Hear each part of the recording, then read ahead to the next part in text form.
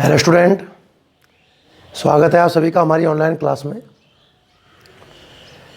तो बच्चों, जैसा कि आपने पिछले टर्न पर देखा था, हम बात कर रहे थे चैप्टर नंबर 7 हमने स्टार्ट किया था, magnetic effect of electric current, ये जाना, और स्टेड एक्सपेरिमेंट हमने देखा, और कुछ छोटी मोटी बातें हमने कल मैग्नेटिक फील्ड के बारे में की।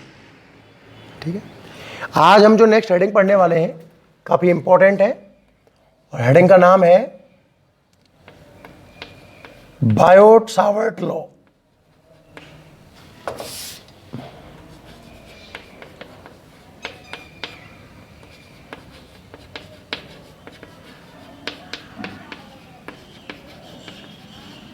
क्या हेडिंग है? Biot-Savart law. समझिएगा ध्यान से।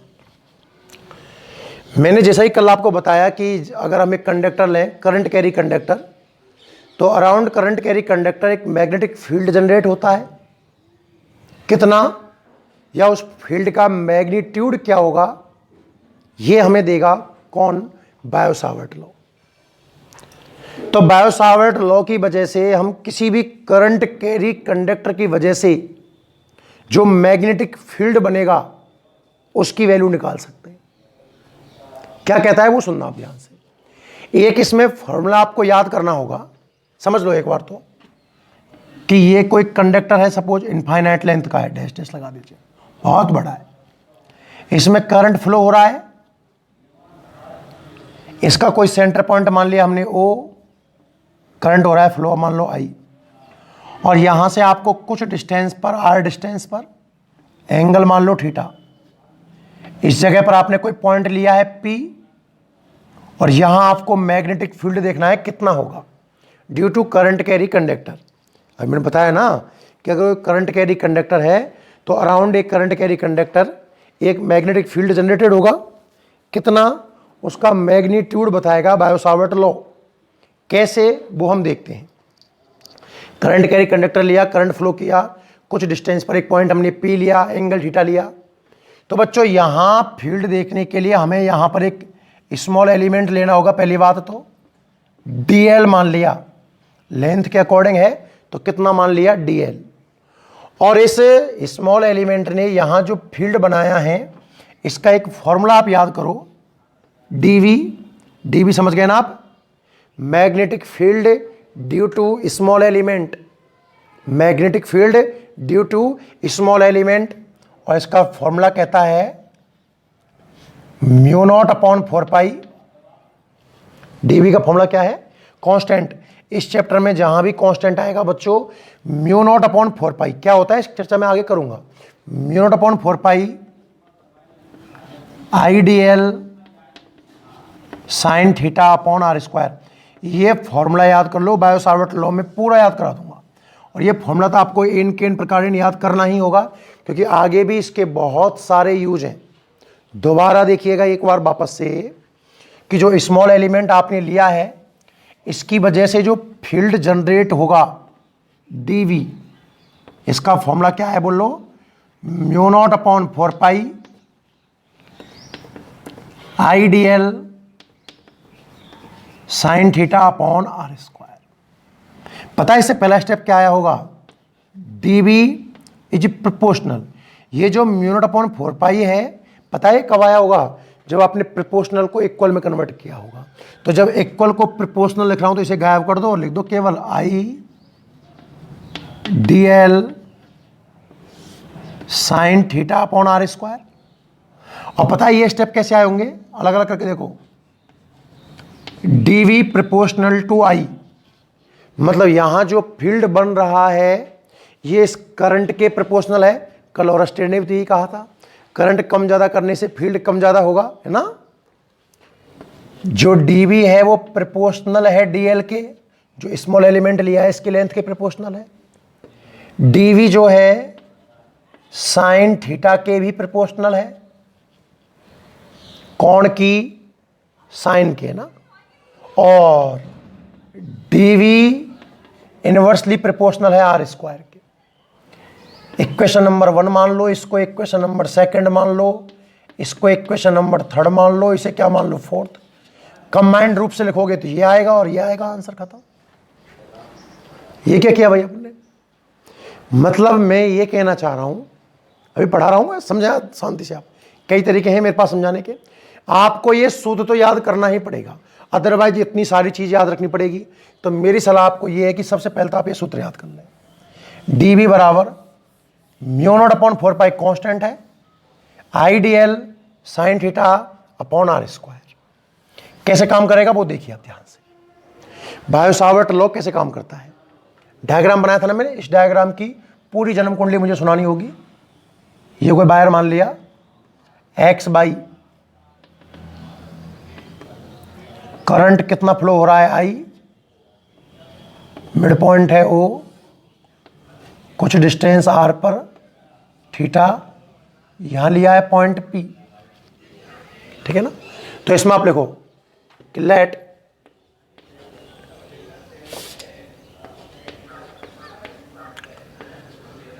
X by is small part of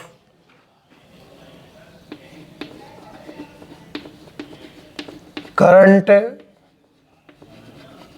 carry conductor, current carry conductor, ठीक है। We have to calculate magnetic field at point P। जो पॉइंट P है यहां हमें फील्ड चाहिए, तो इसके लिए आप यहां पर एक स्मॉल एलिमेंट मानने वाले हो। आपको पता है क्या, डीएल ना। तो आप यहां लिखोगे magnetic field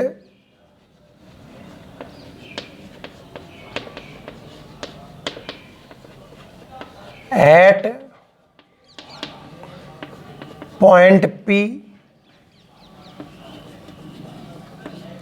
due to dl. जो डीएल है, डीएल का मतलब क्या है बच्चों, स्मॉल एलिमेंट। लेंथ के अकॉर्डिंग आपने जो स्मॉल एलिमेंट माना है, इसकी वजह से पॉइंट P पर जो फील्ड बनेगा, ये किन किन बातों पर डिपेंड करेगा, वो सारी बातें मुझे बतानी ड्यू टू डीएल। तो आप लिखोगे एक तो करंट पर समानुपाती है, डायरेक्टली प्रोपोर्शनल,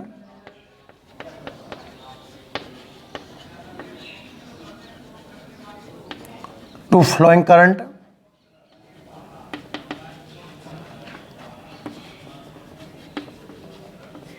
मतलब DV is proportional to I, equation number 1। फिर जो स्मॉल एलिमेंट की लेंथ है उसके प्रोपोर्शनल है,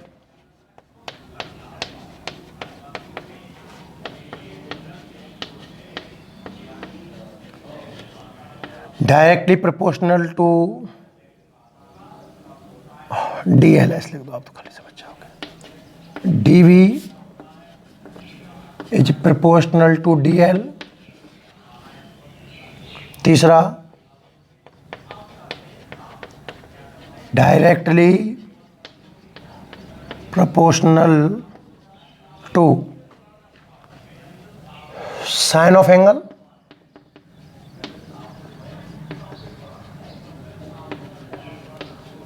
डीवी इज प्रोपोर्शनल टू, दिमाग में मेरे में वही चल रहा है भाई, I D L sine theta upon are square है, तो इनवर्सली प्रोपोर्शनल।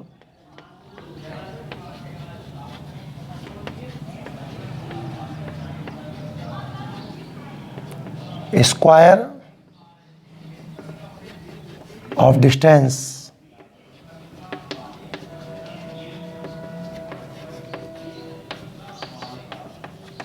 Equation number 4। अब इनको कंबाइंड रूप से लिखो, from equation first, second, third and fourth. सबको कंबाइंड रूप से कैसे लिखोगे बच्चों, DV is proportional to I D L sine theta upon are square. और जब इस प्रोपोर्शनल को आप हटाओगे, इक्वल लगाओगे, तो आपको कांस्टेंट लगाना होगा mu not upon 4 pi I D L sine theta upon are square. ठीक है, तो ये मैग्नेटिक फील्ड आया है किसकी वजह से? एक करंट कैरी कंडक्टर की वजह से। इसी को अपन बायो-सावर्ट लॉ के नाम से जानते हैं। अब इसमें अगर आपको टोटल मैग्नेटिक फील्ड निकालना हो, अब ये तो क्या है, स्मॉल एलिमेंट की वजह से आया है, तो आप इसमें एक स्टेप और बढ़ा दो चाहो तो,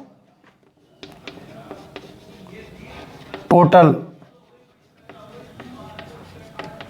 मैग्नेटिक फील्ड। तो इंटीग्रेट करना होगा, इधर तो v आ जाएगा, यहां से म्यू नॉट अपॉन 4 पाई बाहर आएगा, I sine theta upon are square बाहर आएगा, और इंटीग्रेशन में dl। क्लियर है एकदम बिल्कुल? ये सब आप नोट कर लीजिए। ठीक है, स्क्रीन पॉज करके इसको पूरा लिख लें, और इसके बारे में 2-3 बातें और बता दूं मैं आपको, देखना।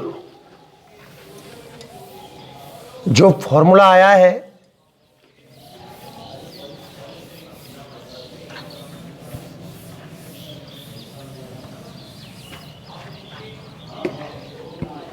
फॉर्मूला क्या आया है भाई?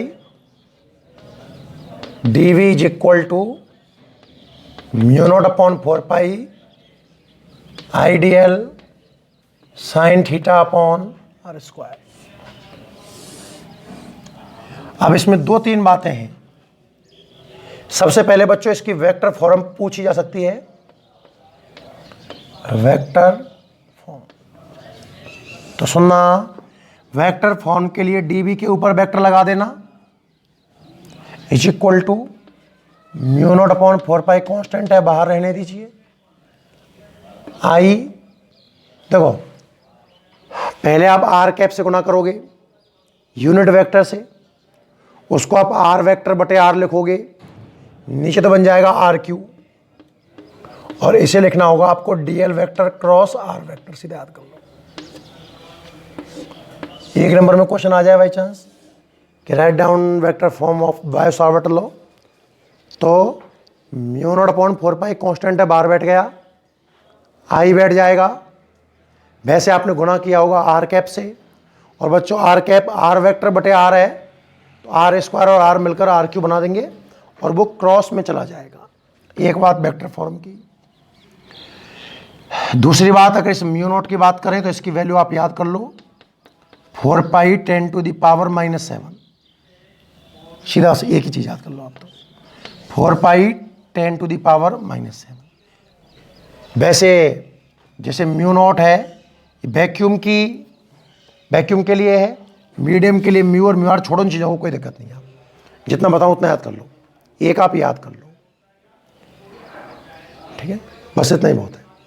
तो ये पूरा होता है अपना बायो-सावर्ट लॉ। ठीक है, एक बार ढंग से देख लो इसको, बाकी फिर बाद में देख लें।